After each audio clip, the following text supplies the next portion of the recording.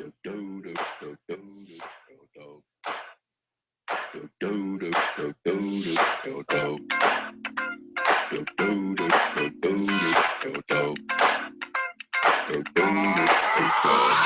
are listening to RANC Sports Radio, coming to you from the gaming capital of the world, Las Vegas, Nevada. To be part of the show, give us a call at 702-475-5WIN. That's 702-475-5946. Send us a tweet at RANC Sports, that's RANC Sports, or send us an email at rsrshow@gmail.com.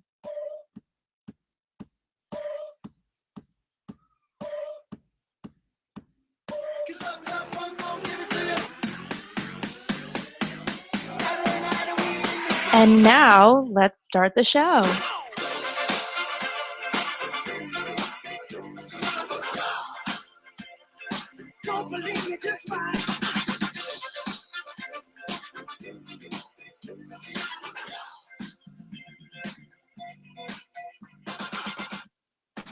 Yes, and welcome into the first edition of RANC Sports Radio. I am your host, Aaron Crouch, CEO of RANC Sports and ranksports.com, and we are definitely excited to kick off what's become such a fun process. You get the ball rolling on this. Check out ranksports.com. It's definitely a fun website. We're having fun with it. We've got a great cast of writers looking to add a few more. We also got a really, really good team of handicappers who are ready to make you some money. So mosey on down to ranksports.com and check out our newest articles and our latest picks. Follow our Facebook and Twitter for our free picks of the day. If you'd like to be a part of the show here, give us a call, 702-475-5946. Once again, that's 702-475-5WIN. Or you can tweet us at ranksports.com, RANC Sports. Or you can send us an email, rsrshow@gmail.com. We got a pretty jam-packed show. We're only on for half an hour, but we've got one of our resident ranters calling in, Dave. Looking forward to talking to him here real soon on the show. We've got a very, very jam-packed show. We'll be talking about the issue in Vanderbilt with the player and Coach Stallings, whether he was out of line and what he did. We'll get into that. Obviously, in the NFL news, Darnell Dockett's been released by the Arizona Cardinals after 11 years. And Josh McCown has been signed by the Cleveland Browns. We'll talk about that later on in the show. And we'll talk about the referees and the NBA's decision to basically grade their crunch time calls within 2 minutes after the game. We also want to talk about UFC 184 that's happening this Saturday. The main event features Ronda Rousey and Kat Zingano as Rousey puts her titles on the line in her undefeated record against Kat Zingano, who'll be looking to take her down a notch and ultimately gain the titles. So, like I said, we've got a jam-packed show. We've only got 30 minutes. We'll also give you our best bets for the weekend at the end of the show.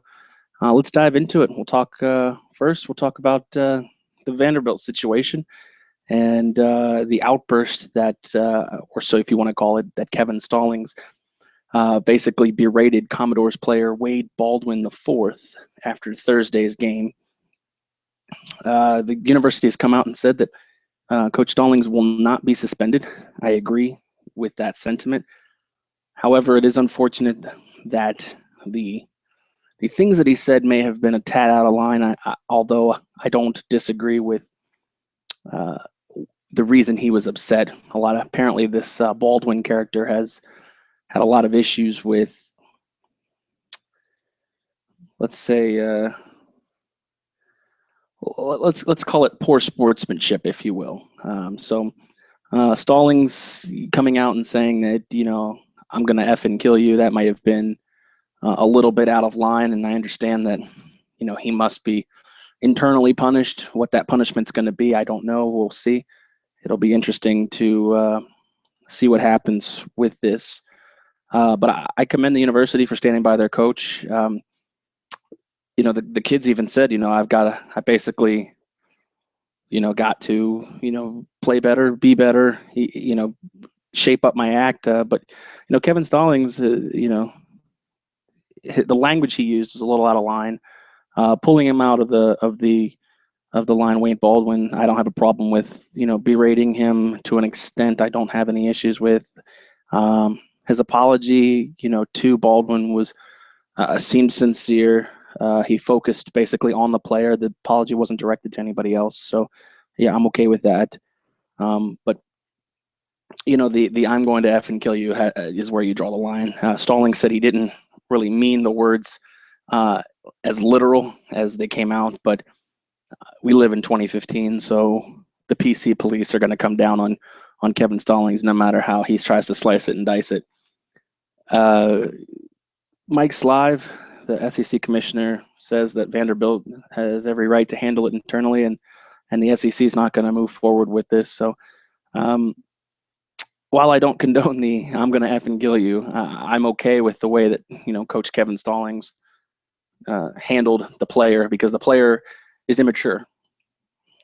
From what I understand, he's had a lot of these incidents in the past, whether it be clapping in the face of an opponent, talking a little trash to referees and players on the other team. So, maybe this is a wake-up call not only for Coach Stallings, but maybe this is a wake-up call for Wade Baldwin, because he finally, I guess, set off the time bomb that was Coach Stallings, and now he sees that he really can't push it anymore. I think the next time he tries to do something like this, people are on alert, and they know that Wade Baldwin's character is also come into question with this situation, not only just Kevin Stallings. So we'll see what happens. I think that Wade Baldwin has learned something from this. I think that he needs to exemplify the code of conduct that Stallings and the team expects from him. But I think that Coach Stallings lost his cool for a little bit, and I think that Stallings needs to be held to that same code of conduct, and I think he'll be fine. I think this whole situation will blow over. There'll be an apology, and Coach Stallings will go on, and Vanderbilt will go on. Vanderbilt's a good team. They're a good team in the SEC. They may have a shot to get into the NCAA tournament with a good SEC run.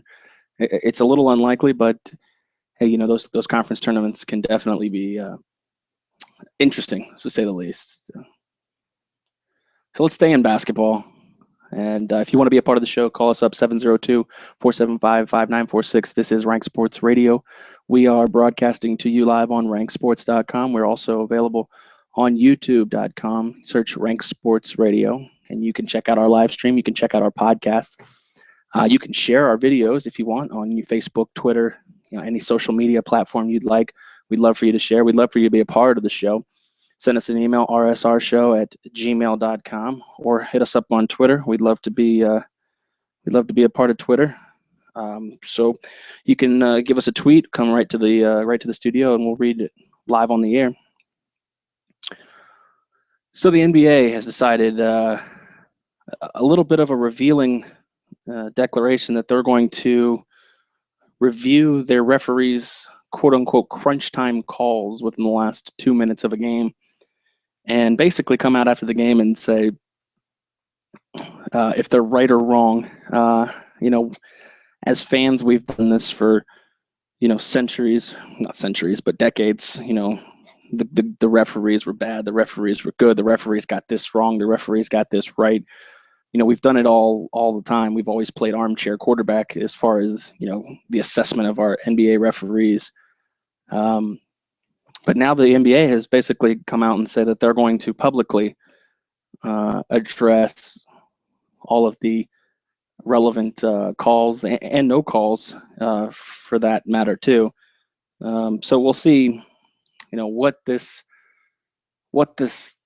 kind of is going to become of the NBA. Obviously, my thoughts on the NBA have been made clear on other shows, and I'm of the opinion that the NBA has a little bit to hide. So this really comes as a shock to me that they're going to basically assess and grade their referees to an extent that I don't think that I don't know if it can be necessarily a bad thing for the league, but I'm not really sure how this helps the league. I think that keeping the controversy almost like the instant replay with the Des Bryant catch in football kind of keeps you talking about the sport, keeps the public divide, which obviously keeps your name, the sport's name, in the news, which I think can only be good for your sport. So basically coming out and saying that, basically backing or disciplining or disputing what your refs say in the games, which is these are the guys you have in place to do exactly what they're supposed to do. Judgment calls to the best of their ability. They obviously have the advantage of instant replay, and sometimes the instant replay they may still get it quote unquote incorrect or not, enough evidence to turn it over. But the NBA kind of was doing only controversial plays, coming out and speaking against, and now basically they're saying that they're going to be grading correct or incorrect. They'll be posted on NBA.com, which, obviously the league's media site. It's going to be interesting to see, what becomes of this because, I'd be interested to see what the referees have to say, their input on this policy, because I can't imagine that they really want their,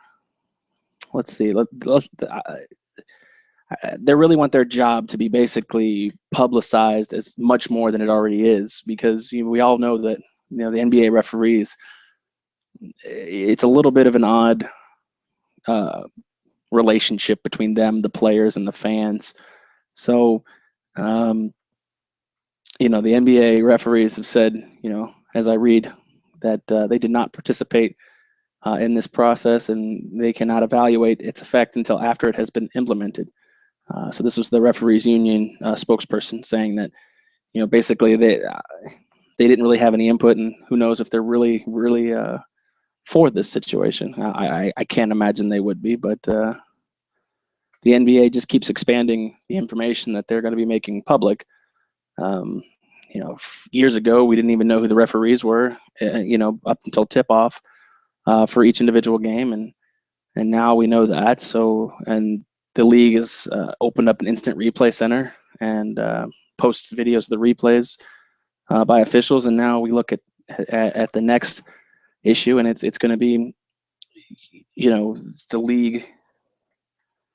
Basically, the league is going to come in and grade their referees, in the last 2 minutes, their decisions. So I don't know. We'll see. Can the NBA survive with this? Sure.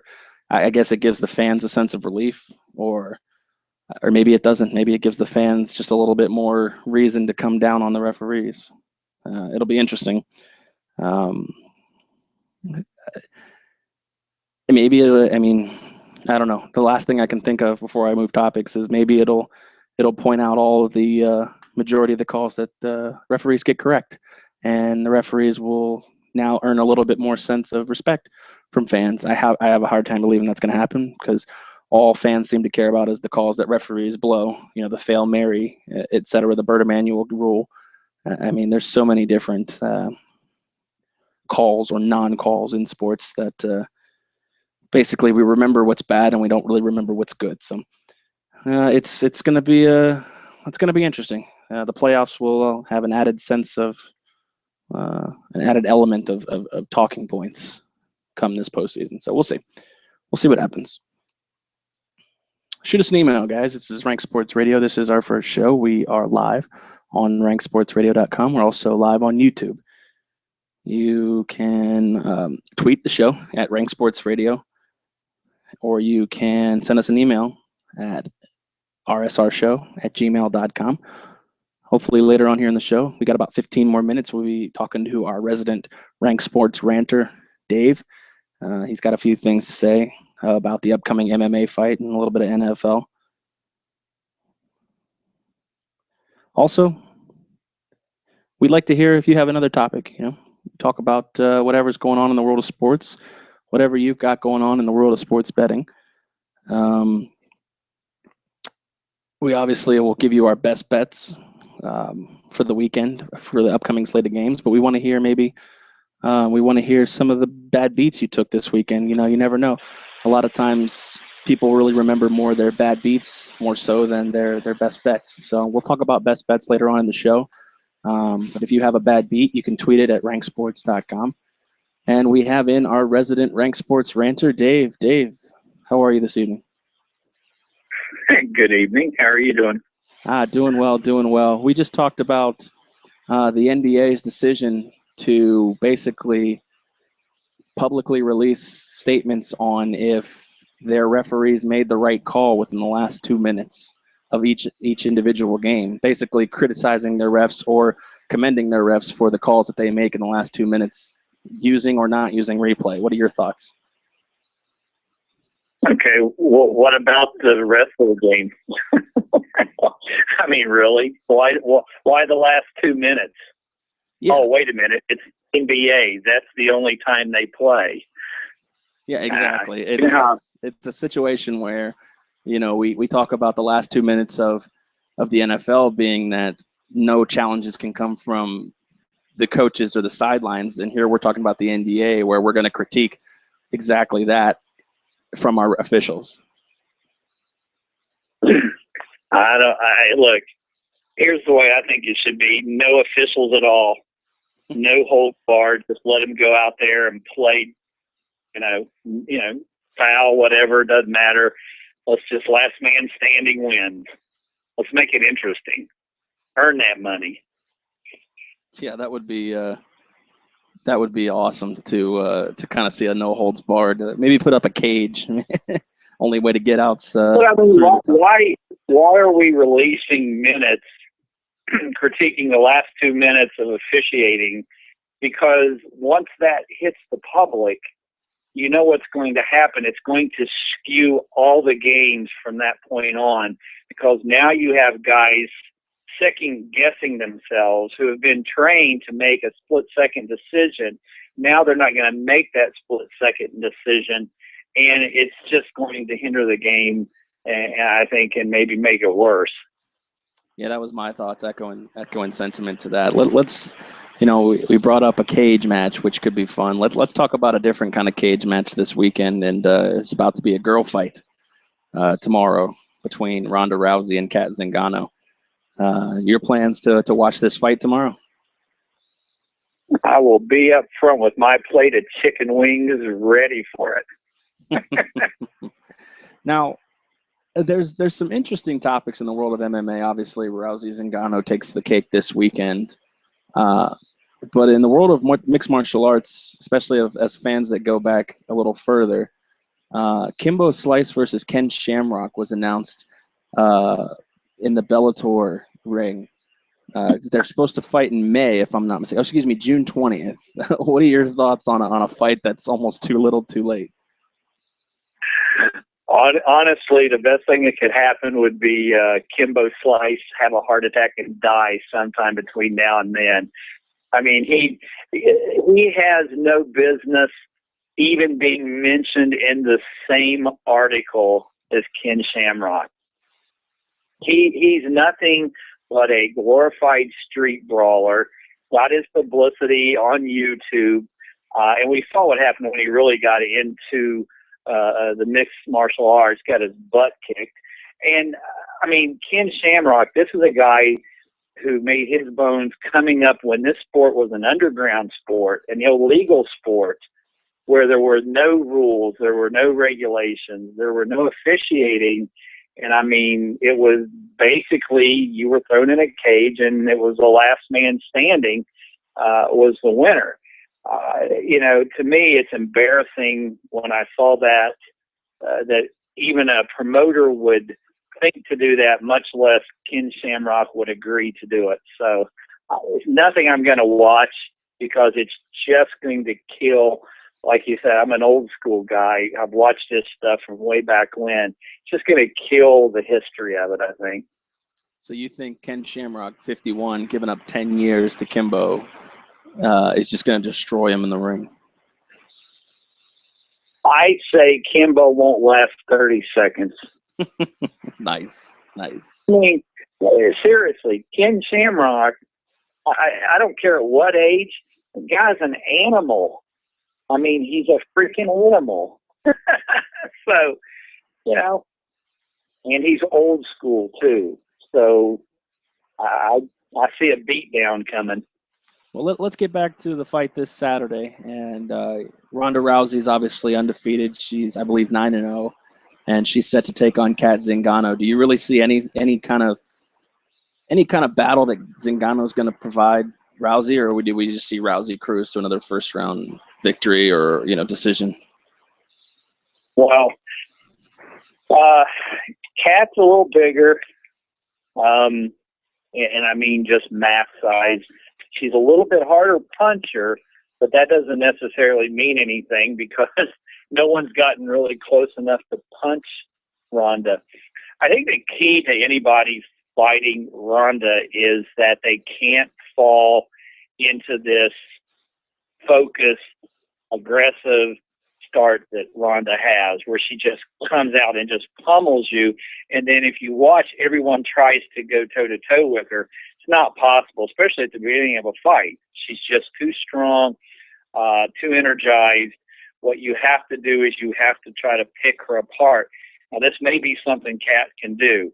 She's a hard puncher, hard jabber. If she can jab and move, and not let Ronda get hold of her and, throw her across the ring with one of those judo hip throws, then she may have a chance to slightly wear her down. But this is probably going to be her best test. I don't think any of the other fights Ronda's had, even though they tried to bill them as, a 1-2 scenario, I think this is going to be her really official first test, short of fighting a guy. So we'll see what happens. Should be entertaining. Yeah, most definitely. And like you said, Ronda Rousey's a submission artist, and that's kind of the goal that she's going to want to do with this fight is get it to the ground. So it'll be interesting to see what happens this Saturday. Well, now I got a question, and it's just kind of a little sidebar question about the MMA, Now, when the guys fight, we have the girls that come out and walk around the ring with the card for each round. Now, when Ronda and Kat fight, do we have guys doing that tomorrow night? Boy, I sure hope not. It's just a thought. And actually, I thought I read somewhere that they had volunteered you to do that, and I just was kind of just trying to get around to asking you. Well, Los Angeles is only 4 hours away. If they paid me enough, like they pay Ariana Celeste, I'll be there in a whatever kind of suit they want me to be, and I would do it for that money. Let's switch. Please. Let's switch gears to the NFL, and let's talk about a guy, Josh McCown, who had a very, very poor season in Tampa Bay and ultimately was released. He did pretty well in Chicago as Jay Cutler's backup, but I feel like the season in Tampa Bay was such a telltale sign that he really wouldn't get another chance. But yet, there are the Cleveland Browns to prove me wrong that they signed Josh McCown to a 3-year deal. What are your thoughts on that? I don't know. Cleveland can't even get their new helmet design right. So, Cleveland, unfortunately, ever since Cleveland left and came back into the league, it's just been a franchise that cannot find itself. And, they've tried and tried. They've ruined many quarterbacks. They've ruined many coaches. They've ruined GMs. It's sort of the graveyard of the NFL. So, if I'm Josh, I wouldn't really be so happy that I went there because this is sort of like, okay, the last hurrah. Look, I don't know what Cleveland's doing. I don't think Cleveland knows what they're doing. Honestly, if you're out there and you're a young guy and you want to take a shot at an NFL, there's the team you go try to do a tryout with, Cleveland. They probably let you play. So I don't really know where they're going. I just hope Josh doesn't get hurt because that's kind of where all this ends up. So, we'll see what happens. With Johnny Manziel in rehab and Brian Hoyer's a free agent, is Cleveland basically telling Hoyer, we're moving on from you. I mean, I can't imagine that if Josh McCown is being brought in, as a mentor, because he's not really somebody a lot of quarterbacks look up to. So I almost feel like they're telling Brian Hoyer, take your talents elsewhere. Well, again, he came in there and he wasn't supposed to play. He played. He tried. But again, I don't think it's as much his fault as it is the system being the whole franchise, and then they want a scapegoat all the time. So, in their way of diverting the attention from their inability to run the operation, Hoyer, you didn't do it. We're sending you back, and we're going to try this guy now. And, oh, by the way, we went and we drafted Johnny Manziel, and, he was going to be our savior. Well, right now, he's probably sitting in a meeting having to explain all the stupid stuff he's done. And, hi, I'm Johnny Manziel. I drink. I party. I'm an idiot. So, it's Cleveland, man. What can I say? Cleveland just can't seem to get out of their own way. A guy that could be signed by Cleveland, who I think could give a good defense a little extra boost. Darnell Dockett, old Florida State guy, was cut by the Arizona Cardinals instead of basically receiving the $6.8 million that he was scheduled to receive here before March 1st. So I think he missed. He tore his ACL in 2014 in the preseason, but he's definitely he's a 3-time Pro Bowler, drafted in the 3rd round in 2004. Do you think his career is possibly over, or does he got one more run in him? He's 33 years old. You're like 33 years old, and you've had those kind of injuries, and you're going up against these kids now that are just being genetically made for these sports. Here's what you do. You go out there and you just start ripping off heads. I mean, and if nothing else, especially in you're talking about Cleveland, in that sense, it puts fans in the stands. So you take a guy like that and you just turn it into a circus and you just let him ride it out. Is he going to be a legit factor as a player? Probably not. He's probably just going to end up getting hurt again. I mean, come on, these young kids are just so freakish in nature. When you get over that 30 hump and older and you've got those kind of injuries, I just don't see it happening. Yeah, most definitely. And Dave, we appreciate you coming on RANC Sports Radio, and I'm going to leave you with this. I know your favorite baseball team is the Cincinnati Reds, and Vegas has updated their regular season win total for the Reds at 78 wins. So as a betting man, Dave, you're over or under the Cincinnati Reds 78 wins? Look, Cincinnati this year, 96 wins. They go in as the wild card. They end up in the World Series. They lose it, but they will crush all the naysayers. The Cincinnati Reds are 60-1 to win the World Series, and that'd be a hell of a feat if they could pull that off. I didn't say win the World Series. Now I right. said they will get the series. You're gonna sprinkle a little bit on that future? Just a little bit.